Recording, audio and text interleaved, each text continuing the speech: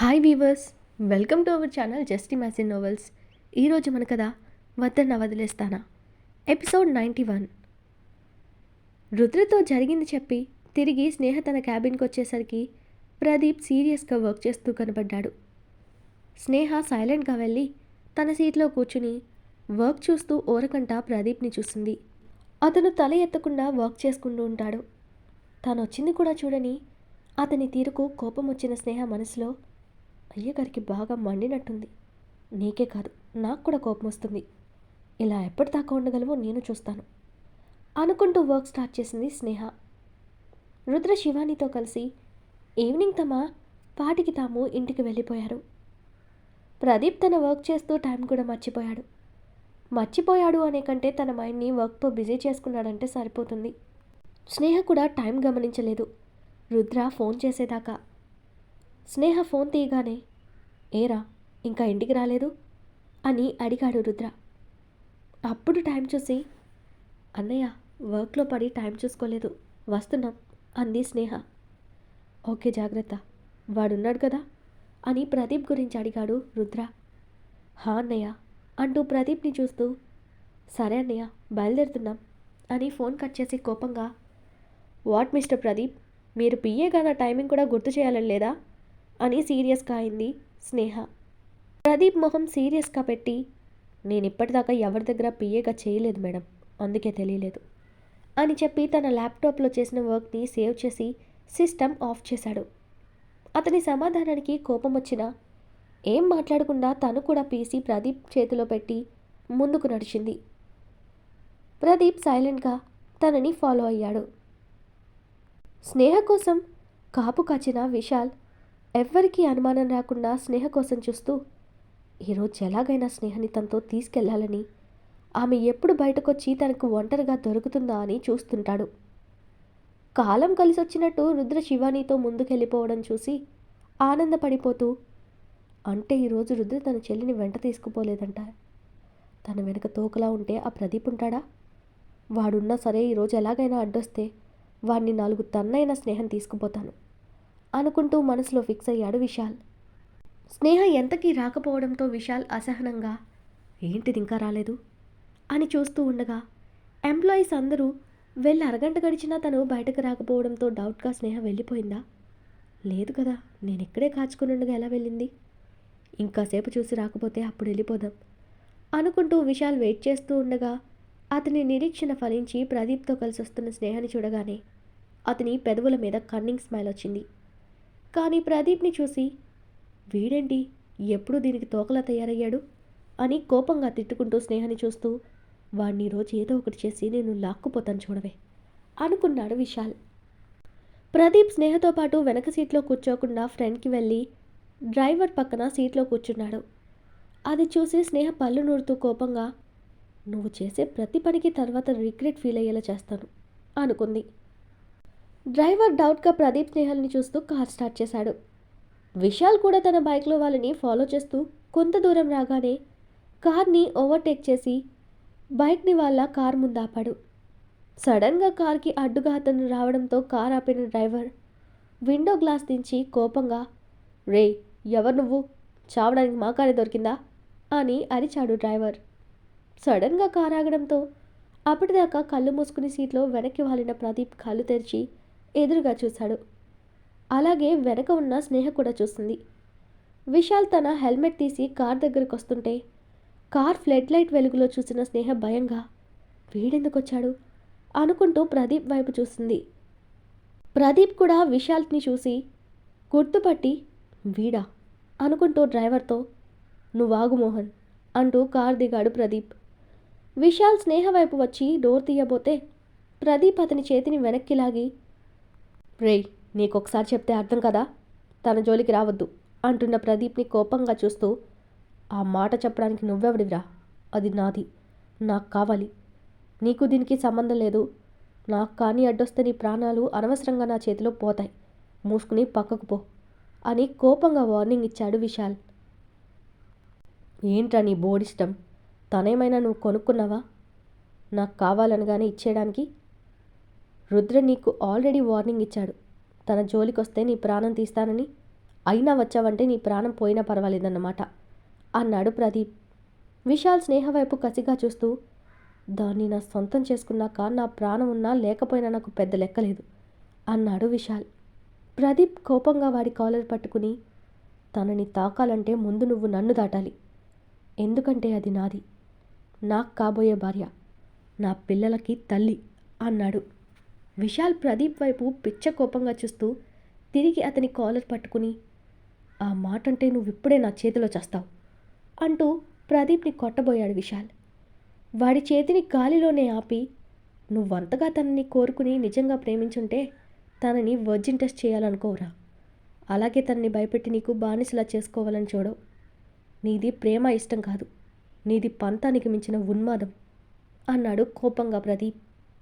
విశాల్ ప్రదీప్ మాటలకి కోపంతో ఊగిపోతూ, దాన్ని చూడగానే నాదే అని ఫిక్స్ అయ్యాను, తన మీద అన్ని రైట్స్ నాకే ఉన్నాయి, కాదనడానికి ఎవ్వరికీ రైట్ లేదు అని పొగరుగా అంటుంటే ప్రదీప్కి ఆ మాటకి కోపం ఎక్కువైపోయి ఈడ్చి విశాల్ మొహం మీద ఒక్కటి పీకాడు.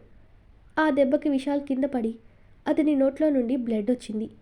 అయినా వాడిలో కాస్త కూడా భయం లేదు. కోపంగా ప్రదీప్తో కలపడ్డానికి రెడీ అయ్యాడు. ప్రదీప్ వాడి వైపు అదే కోపంతో చూస్తూ, చాలా ఎక్స్ట్రాలు చేస్తున్నావు, తన మీద రైట్స్ నీకెక్కడి నుండి వచ్చారా? తనని చిన్నప్పటి నుండి ఏమన్నా ఎత్తుకుని పెంచిన మేనమామవా తనపై హక్కు రావడానికి? ఏదో పెళ్లి చూపులకొచ్చి కూర్చోగానే నీ ఎదురుగా ఉన్న అమ్మాయి నీకు నచ్చగానే తన మీద నీకు హక్కులు వచ్చేసాయా? చెప్పు తీసుకుని కొడతారు ఎవరైనా వింటే. ఇదే మాట రుద్ర ఎదురుగా ఎందుకు అడగలేదు? నీలో నిజంగానే అంతటి ప్రేమ నిజాయితీ ఉండుంటే నేను కాదు కదా, ఎవ్వరూ కూడా నిన్ను తనకు దూరం చేసేవాళ్ళు కాదు. నీ ప్రేమను చూసే తనే నీకు దగ్గరయ్యేది. కానీ తనకి నిన్ను చూస్తేనే భయం కలిగించేలా చేశావు. దాన్ని సైకోయిజం అంటారు కానీ ప్రేమనరు. ఇంకొకసారి తన మీద నీకు హక్కులున్నాయంటూ వెధవవాగుడు వాగావంటే ఒక్క దెబ్బతో వదలను, ప్రాణం తీసేస్తాను. ఇప్పుడు చెప్తున్నాను విను, అది నా ప్రాణం, దానికోసం నేను చావడానికైనా చంపడానికైనా సిద్ధమే. నీకు కూడా తన మీద అంతటి ప్రేమ ఉంటే చావడానికి సిద్ధమవు అని కోపంగా సవాల్ విసిరాడు ప్రదీప్ విశాల్కి. వాళ్ళ గొడవ చూస్తున్న స్నేహకి భయంతో చెమటలు పట్టేస్తుంటే గొంతు ఆరిపోయింది.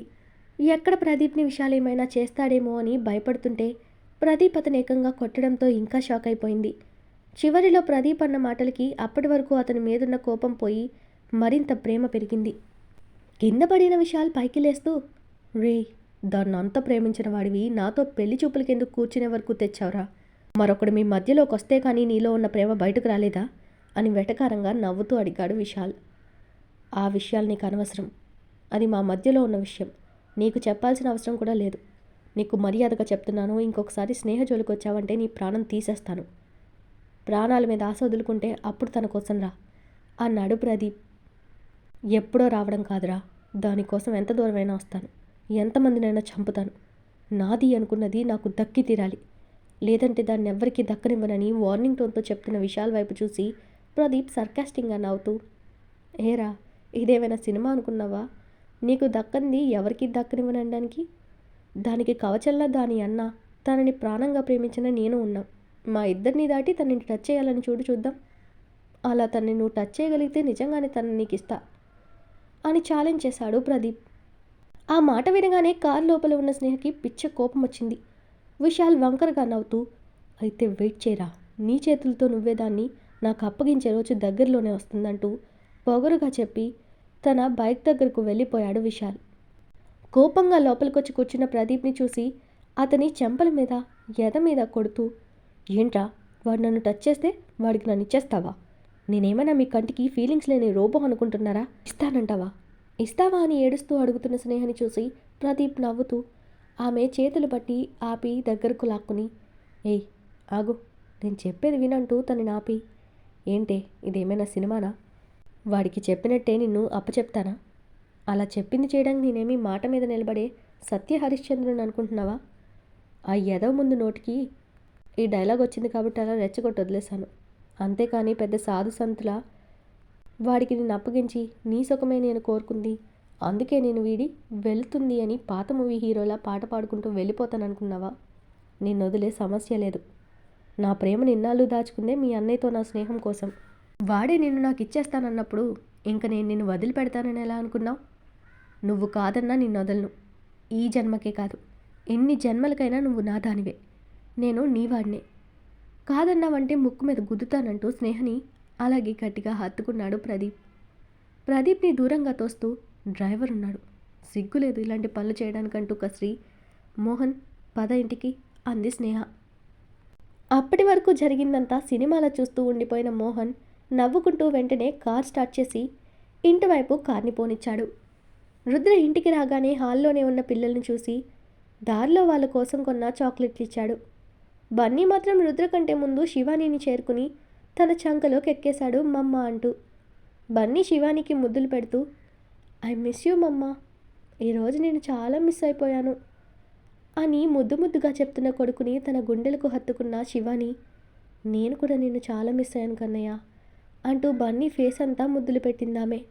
బన్నీ తల మీద చిన్నగా కొడుతూ, ఏరా మీ మమ్మీనైనా మిస్ అయింది, నన్ను మిస్ అవ్వలేదా అని చిరకోపంగా అడిగాడు రుద్ర. శివాని మీద నుంచి రుద్ర మీదకి వంగి అతని మెడ చుట్టూ చేతులు వేసి హక్ చేసుకుని, ఐ మిస్ యూ డాడీ, నిన్ను కూడా చాలా మిస్ అయ్యాను అంటూ రుద్ర బుగ్గల మీద ముద్దులు పెడుతూ ఐస్ చేశాడు బన్నీ. కంత్రీనా సన్నువురా నువ్వు, ఎవరిని ఎలా ఐస్ చేయాలో నీ దగ్గర నేర్చుకోవాలి అని నవ్వేస్తూ బన్నీనెత్తుకుని ముద్దులు పెడుతూ చక్కిలి గింతలు పెట్టి నవ్వించాడు రుద్ర.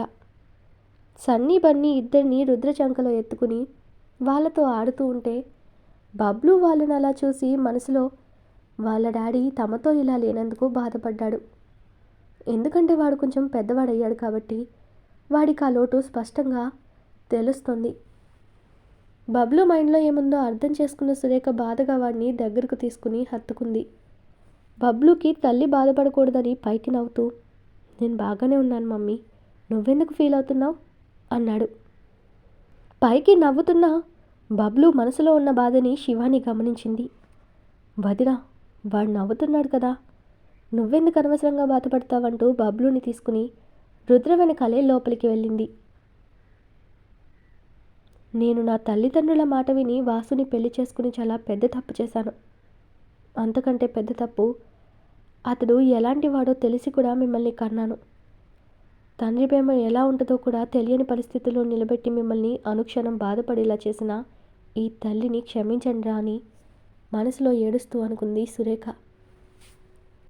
రుద్ర నేరుగా ప్రతాప్ గారి దగ్గరకు వెళ్ళి, హాయ్ డాడ్, ఎలా ఉన్నారు, ఈరోజు డాక్టర్ వచ్చారా అంటూ తండ్రి హెల్త్ గురించి అడిగి ఆయన బాగుందని చెప్పడంతో పాటు ఆయన ముందు కంటే కొంచెం బెటర్గా కనపడడంతో రుద్రకి చిన్న రిలీఫ్. కాసేపు ఆయనతో పిల్లల చేత కబుర్లు చెప్పించాడు రుద్ర.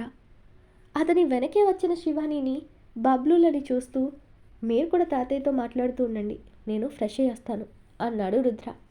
వాళ్ళు అలాగే అనడంతో ప్రతాప్ గారు ఆ ముగ్గురు పిల్లల్ని తన పక్కన కూర్చోపెట్టుకుని వాళ్ళతో కబుర్లు చెప్తూ ఉంటే శివాని కూడా ఆయన్ని పలకరించి, ఇప్పుడే వస్తాను మావయ్య అంటూ రుద్ర వెనుక రూమ్లోకి వెళ్ళింది.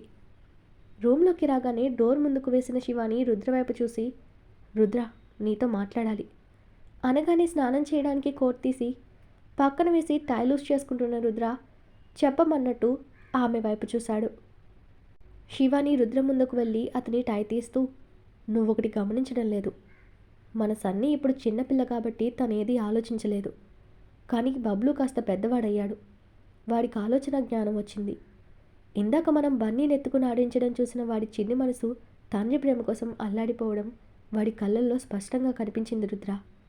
వదినని కూడా పైకి నవ్వుతుంది కానీ లోపల చాలా ఏడుస్తుంది.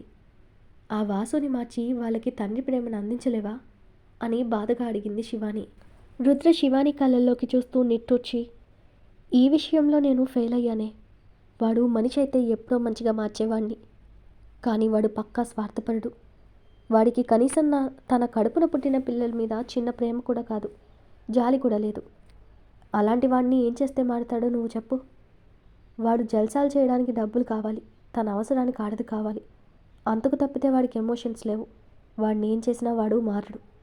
ఎందుకంటే చావంచుల వరకు వెళ్ళొచ్చిన వాడు ఇప్పటికీ కూడా తన భార్య తన బిడ్డల కోసం ఒక్క క్షణం కూడా ఆలోచించి వాళ్లకు దగ్గర అవ్వాలనుకోవడం లేదు. ఇప్పుడు కూడా వాళ్ళ అమ్మని బెదిరించి డబ్బులు తీసుకుని జల్సాలు చేస్తున్నాడే తప్ప ఆ పిల్లలు ఎలా ఉన్నారు, వాళ్ళని తను మిస్ అవుతున్నాననే ఫీలింగ్ లేకపోగా వాళ్ళు తండ్రిగా నన్ను మిస్ అవుతున్నారా అని కూడా ఆలోచించలేదు. చాలామంది మగాళ్ళు భార్యలను నెగ్లెక్ట్ చేసినా తనకు పుట్టిన పిల్లలను ప్రాణంగా ప్రేమిస్తారు, కానీ వీడు ఆ విషయంలో కూడా ఫెయిల్ అయ్యాడు. తనకు పుట్టిన పిల్లల మీద వాడికి కాస్త కూడా ప్రేమ లేదు. ఇలాంటి తండ్రి వాళ్ళకి అవసరమంటావా అని సూటిగా అడిగాడు రుద్ర.